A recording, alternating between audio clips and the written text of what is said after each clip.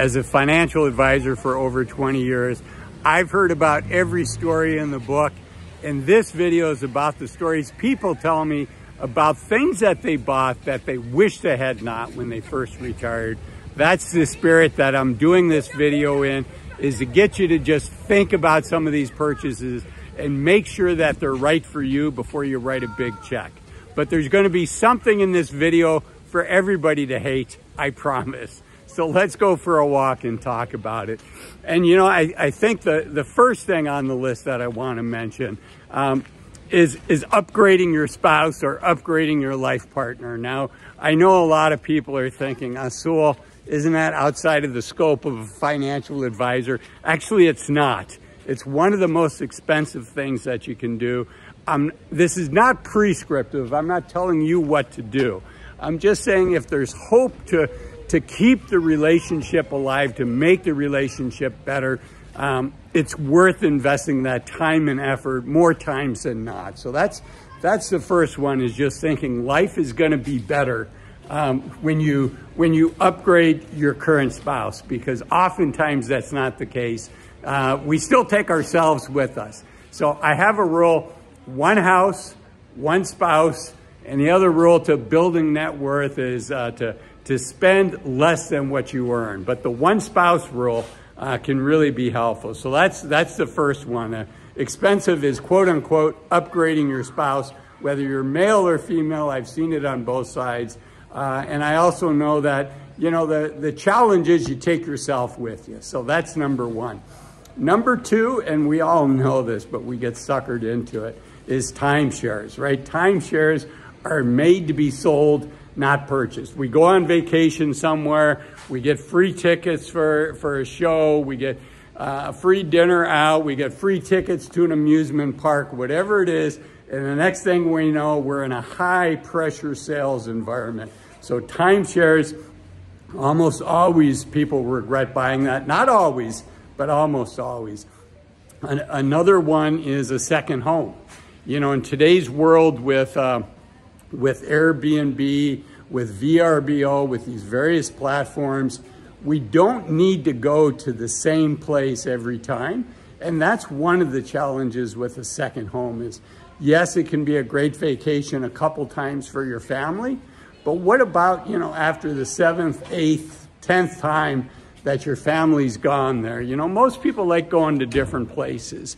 So it can be quite a bit less expensive by the time you factor in the maintenance, the taxes, everything else that goes on in owning a second home.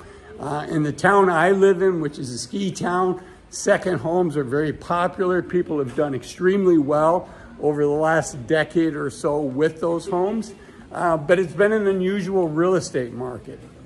We can't count on those types of things continuing. Okay. What's another one? Another one is buying an expensive car when you first retire. You know, if you've always bought used cars, if you've enjoyed used cars, there's probably a good reason why you've done that. And there's nothing wrong with splurging on yourself, right? It's your money.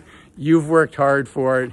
Just make sure it doesn't put your financial plan at risk. I have seen people buy his and her brand new cars when they retire to celebrate.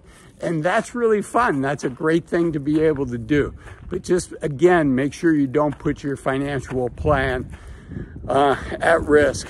I'm a big fan of spending money on adventures and experiences, but I have had people spend a ton of money on a once-in-a-lifetime vacation. And in general, I'm a big fan of that. Again, just watch your budget. Make sure you're not overspending on that. I have had people tell me that they regret spending as much money as they did on a vacation. You know, a month can be a long time to be traveling, to be on vacation. You know, right now I'm in Europe, I'm in Paris as I record this. Actually, in that second floor building is where Victor Hugo lived after he sold the rights to Les Miserables.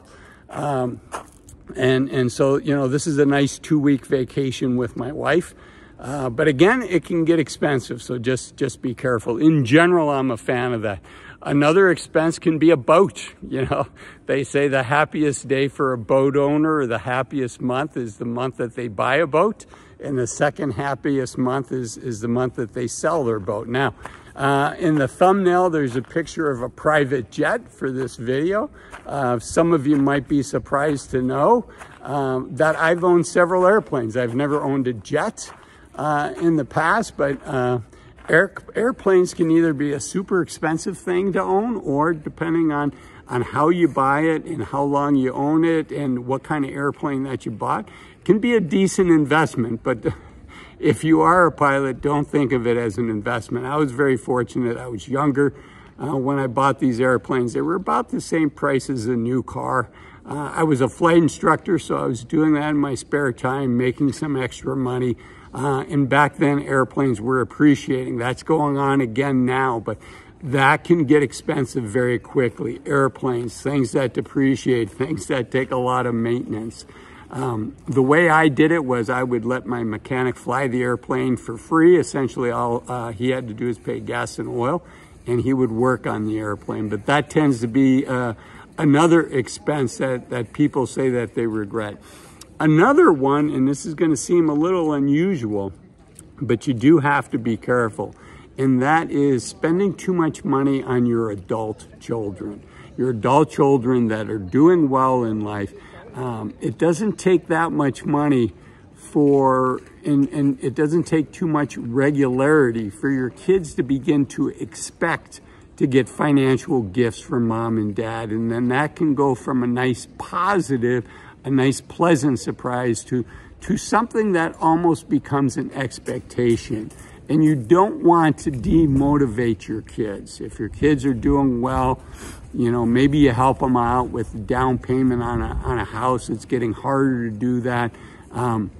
But, you know, maybe you set the expectation that the kids over time repay that back. But high level, the idea here is you don't want to set the expectation that mom and dad are going to continue to give them money. So that can be something to be cautious about. Now, I've done many videos about the book Die with Zero, different principles. It's a book by a gentleman by the name of Bill Perkins. And he talks about giving to your kids when they can actually use the money as opposed to waiting till when mom and dad pass away, which oftentimes the kids are in their 50s or 60s when mom and dad pass away, and at that point they don't need the money. So what I'm saying is to be thoughtful in how you give money to your kids, so it ends up being a tool that empowers them as opposed to entitles them. Okay, so those are the major purchases that I've heard people talk about that they regret. I'd love to hear from you as to what purchases you've heard your friends say that they regret purchasing. So leave that in the comments. And I also think you'll enjoy this video here that talks about the average income in retirement for people 65 and older. Thanks for watching this video, and I'll see you in the next video. Bye-bye.